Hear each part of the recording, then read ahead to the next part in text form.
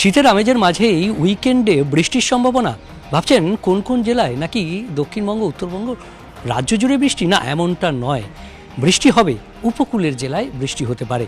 আর বৃষ্টি দার্জিলিং এবং কালিম্পংয়ের পার্বত্য এলাকায় আগামী 24 ঘন্টায় যেমন বৃষ্টি হতে পারে দার্জিলিং কালিম্পংয়ের কিছু কিছু পার্বত্য এলাকার কিছু কিছু অংশে, তেমনি তারপরের 24 ঘন্টাতেও দার্জিলিংয়ের পার্বত্য এলাকায় হালকা বৃষ্টির সামান্য সম্ভাবনা থাকবে।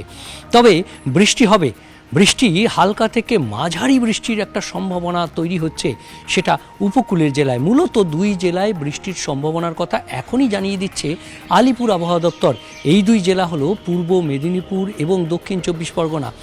বাকি পার্শ্ববর্তী আরও জেলাগুলিতে কিঞ্চিত বৃষ্টি হবে কিনা সেটা আরও ক্রমশ উইকেন্ড এগিয়ে আসলে নিশ্চিত হতে পারবে আলিপুর আবহাওয়া দপ্তর। বাংলার আবহাওয়া তো আগামী কয়েকদিন শুকনোই থাকবে, কোনো ওয়েদার নেই, তাপমাত্রারও কোনো বড়সড় পরিবর্তনের কোনো সম্ভাবনা নেই। আর সপ্তাহের শেষের দিকে হালকা মাঝারি বৃষ্টিপাত একটু সাউথের কিছু ডিস্ট্রিক্টে, সেটার কারণ হচ্ছে আমাদের বে অফ বেঙ্গলে একটা অ্যান্টিসাইক্লোন ফর্ম হওয়ার চান্স আছে। সেই অ্যান্টিসাইক্লোন থেকে আপনার ময়েশ্চার পাম্প হয়ে আমাদের স্টেটে যেতে পারে, এবং সেই কারণে দু এক জায়গাতে বিক্ষিপ্তভাবে হালকা এবং মাঝারি বৃষ্টিপাত হওয়ার সম্ভাবনা থাকতেও পারে শেষের দিকে কয়েকটা জেলায়। এই মুহূর্তে দুটো বিষয়ে যার কারণে এই বৃষ্টি হতে পারে, একটু মেঘের সঞ্চার হতে পারে।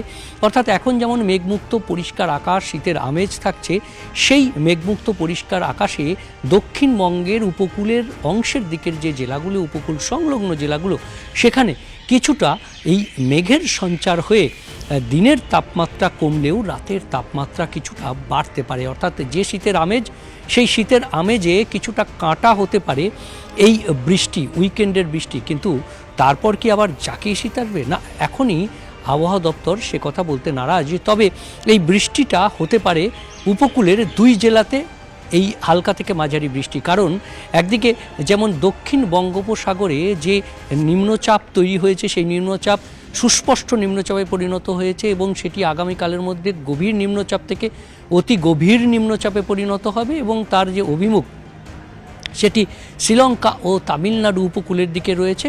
তবে খুব ধীর গতিতে এটি স্থলভাগের দিকে থাকবে, সমুদ্রেই বেশিরভাগ সময়টা কাটাবে, এবং শনিবার অর্থাৎ উইকেন্ড নাগাদ এটি স্থলভাগের দিকে এগিয়ে যাবে, একেবারে তামিলনাড়ু, কিছুটা অন্ধ্রপ্রদেশের। আর সেই কারণে সেই সময়েই কিছুটা মেঘপুঞ্জ এদিকেও আসতে পারে। তার ফলেই এই উপকূলের যে বৃষ্টির একটা সম্ভাবনা, একটু মেঘলা আকাশের সম্ভাবনা, সেটা তৈরি হচ্ছে। তবে আরও একটা বিষয় হতে পারে, যেটা একটা অ্যান্টিসাইজার বা একটা বিপরীত ঘূর্ণাবর্ত বঙ্গোপসাগরে তৈরি হতে পারে উত্তর বঙ্গোপসাগরে, যার কারণে এই হালকা মেঘপুঞ্জ এবং তারপরে হালকা ও মাঝারি বৃষ্টি উইকেন্ডে একেবারে উপকূলের জেলাগুলিতে। বাকি জেলাগুলিতে যেরকম আবহাওয়া রয়েছে, অর্থাৎ কলকাতাতে 17 থেকে 19 ডিগ্রি সেলসিয়াসের মধ্যে তাপমাত্রা, আর পুরুলিয়াতে 11 থেকে 13 ডিগ্রি সেলসিয়াসের মধ্যে তাপমাত্রা, এবং পশ্চিমের বেশিরভাগ জেলাতেই 13 থেকে 15 ডিগ্রি সেলসিয়াসের মধ্যে তাপমাত্রা ঘোরাফেরা করবে। অর্থাৎ শীতের আমেজ এবং পশ্চিমের জেলাগুলির জন্য শীতের স্পেল বজায় থাকছে।